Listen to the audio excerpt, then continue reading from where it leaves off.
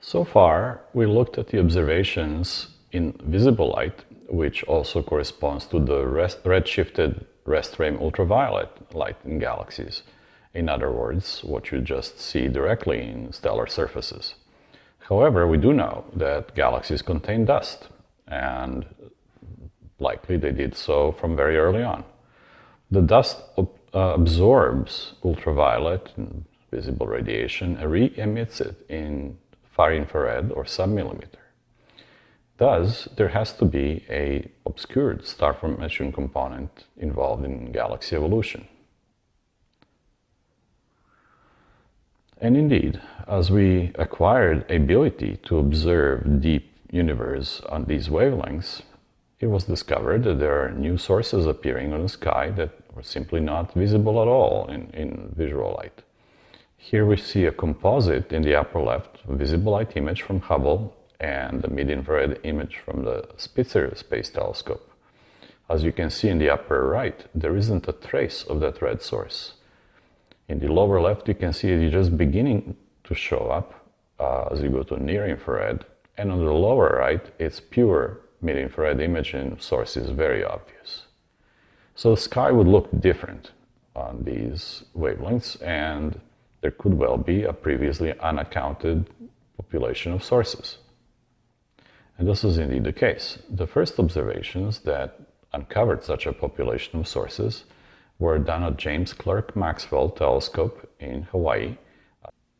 It is a sub-millimeter telescope. It was equipped with a bolometer array measuring sub-millimeter radiation from sources in the sky.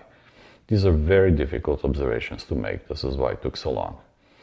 And they looked at a couple of the deep fields, the Hubble Deep Field and another one called Lockman Hole, and found that there are sources there. Faint sources whose nature at that time was unknown, but were almost surely obscured star-forming galaxies far away. The reason why they look so blobby is the poor resolution of these telescopes. You may know that the angular resolution of telescope is proportional to its diameter divided by the wavelength. So for optical, this is a very high number. There are many wavelengths of photons stretched over, say, mirror of the Keck telescope. Not so in radio or submillimeter. There you have very low resolution. Nowadays, we have new interferometers like ALMA in Chile that will actually produce optical light resolution, these wavelengths. But back then, this wasn't the case. Now, here is a really nearby example of what we might expect. This is the galaxy M82, which is a nearby starburst galaxy. And the picture shown here combines regular visible light, and the purple is ionized hydrogen emission. What we see here is an intensely star-forming disk galaxy obscured in the middle, but the supernovae exploding push the gas out. They drive a galactic wind, expelling it into intergalactic space. Now, if we take a broadband spectrum of M82, we see that there are two bumps. There is one in the optical, which corresponds to sort of quasi-black body sum of all stellar photospheres, and a bigger one in far infrared, which is thermal emission from dust that was heated up by these young stars. In this particular galaxy, there is actually more energy emerging in the form of submillimeter of far infrared radiation than visible light. But on average, in this part of the universe, there is roughly equal amount of obscured and unobscured star formation. The same turns out to be true at higher redshifts.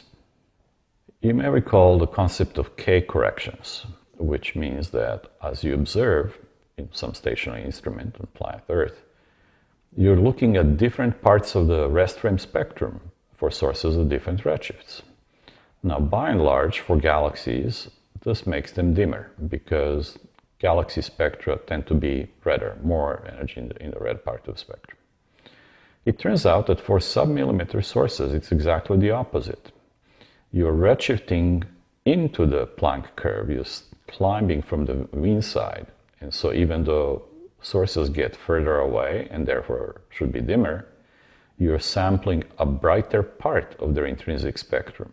And so some of those K corrections actually become negative. The upshot is that for many of these sources, the apparent brightness almost does not change with redshift. And therefore, if you can reach that flux level, you can see very far away. This is what scuba sources turn out to be. Which also means that we can do fairly deep source counts in these wavelengths, and here are some examples of it. They can be used then to constrain directly the contribution of these sources to the overall star formation history in the universe, and say something about their evolution. There is one difficulty, however.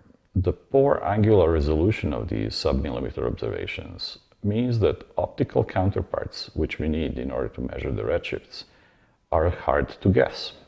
In some cases, there is an obvious counterpart, but in many cases, there are many faint galaxies inside this arrow circle of a sub-millimeter source, and it's not clear which one, if any, of them is the actual counterpart.